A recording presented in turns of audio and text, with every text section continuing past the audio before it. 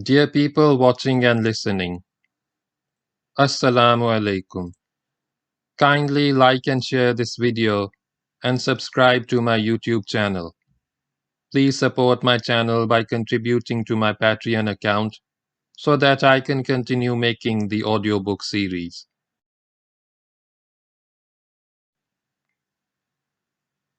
This book tells in detail about the Muslim conquest of Spain under the Umayyad Caliphate from 711 AD to 718 AD. The conquest is also known as the Muslim conquest of the Iberian Peninsula or the Umayyad conquest of the Visigothic kingdom. This conquest destroyed the Visigothic kingdom and established the Umayyad wilaya of Al-Andalus. It also resulted in the expansion of the Umayyad Caliphate and the Muslim rule into Europe. Start of Chapter 4. The Crossing of the Strait. Tariffs raid took place in July 710, Ramadan 91 Hijri. After that, 9 months were to pass before the Muslims launched their major effort. There was much to be done, mainly the preparation of forces, but that did not need 9 months. What delayed the invasion was the onset of winter and the absence of a suitable opportunity when Spanish forces would be less readily available to oppose an invasion. Count Julian appeared loyal, and had indeed given proof of his loyalty. Yet, the Muslims did not have first-hand knowledge of Spain, and wisely did not take at face value all that Julian said about the weakness of the Goths.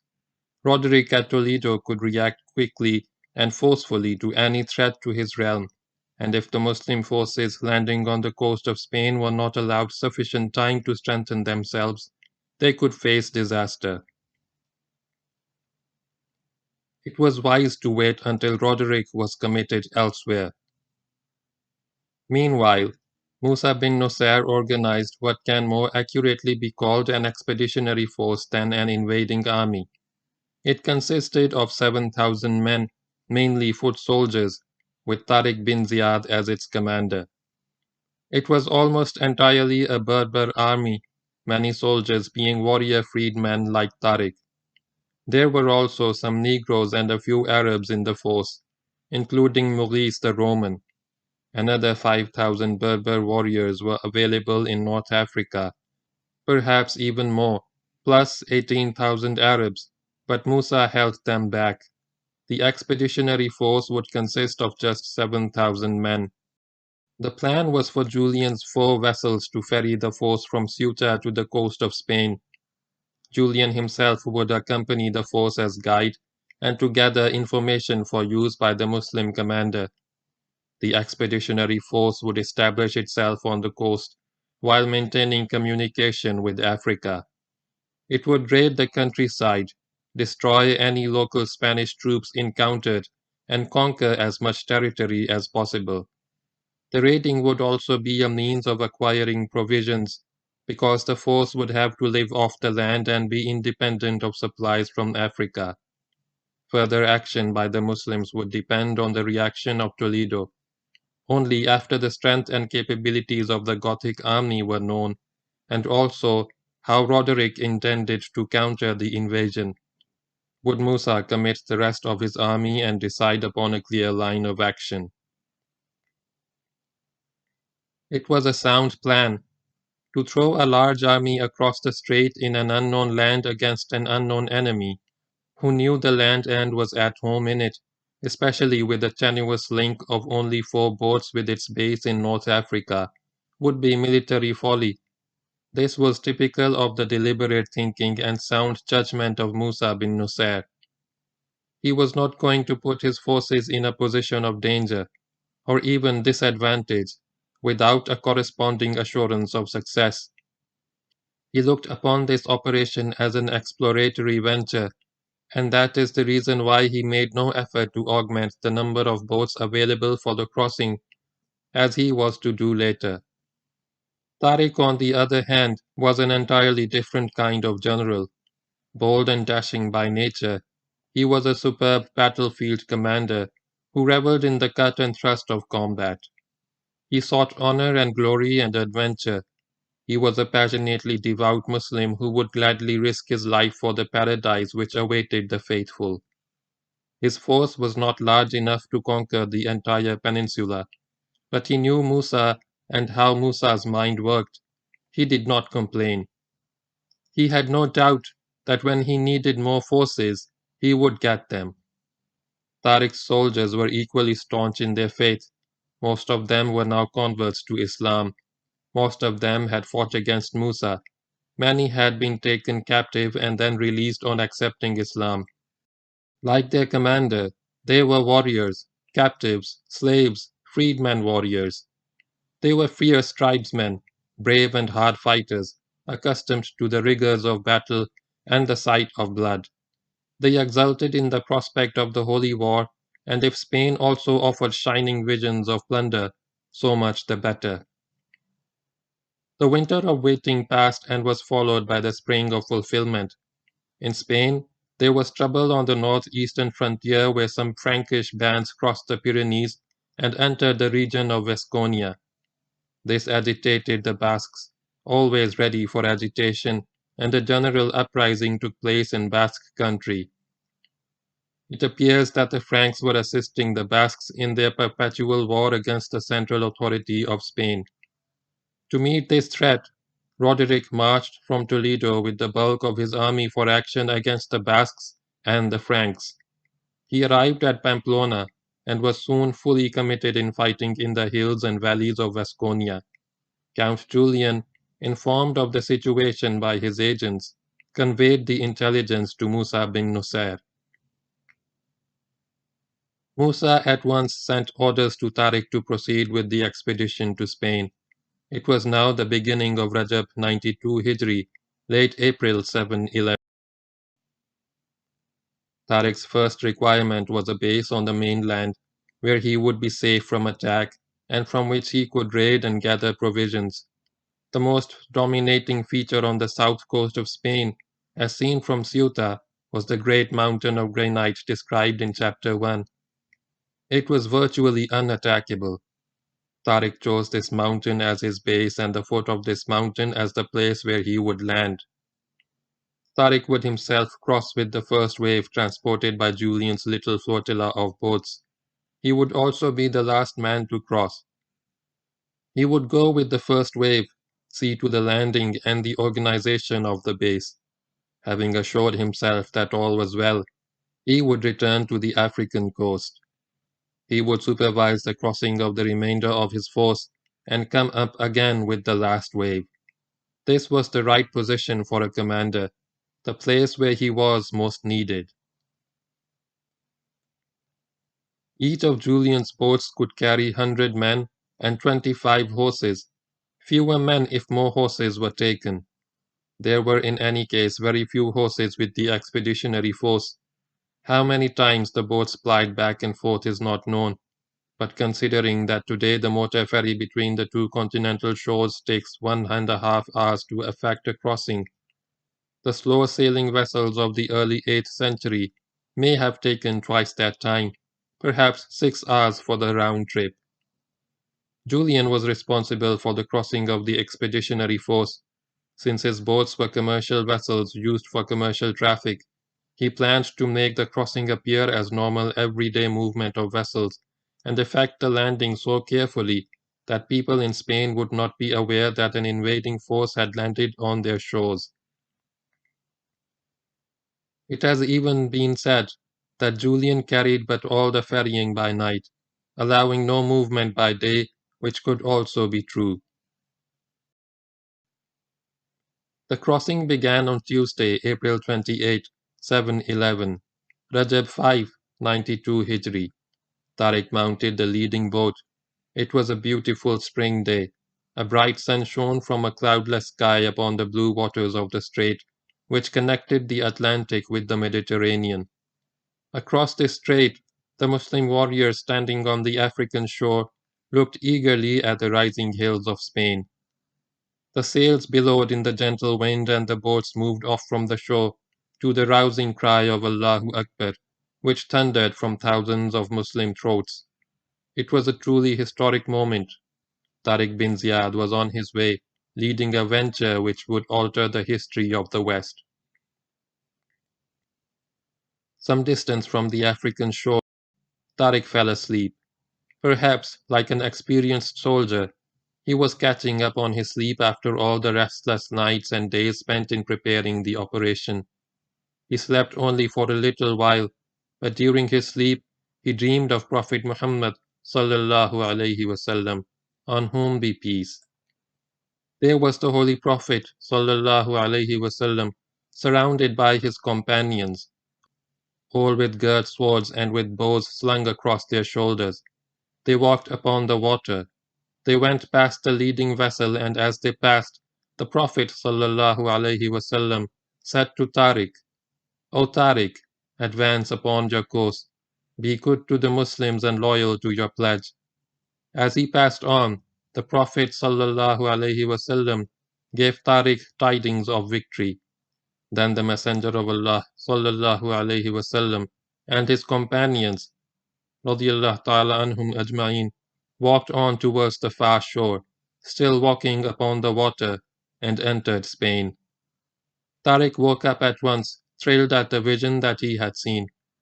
He told his soldiers about it, and all were delighted at what was clearly a happy omen. It further strengthened their resolve, and Tariq's, who henceforth had no doubt about victory.